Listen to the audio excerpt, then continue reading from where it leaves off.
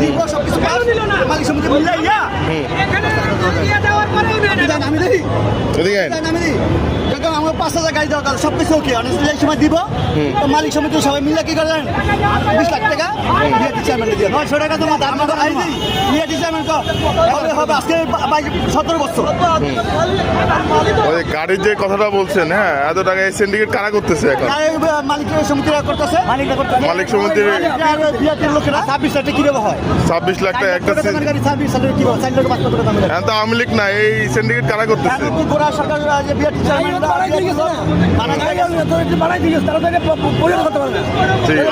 মামলা তারা তো খাইছে এখন কি আমরা যে পরিস্থিতি 5,000 টাকা মামলা দেয় কারণ আগের মতো না যে আগে তো আওয়ামী লীগের সরকার ছিল টাকা লাগবো বস্তু এখন আবার শুরু করছে আমতলা 5,000 টাকা একটা মামলা দিচ্ছে সিএনজি যদি 5,000 টাকা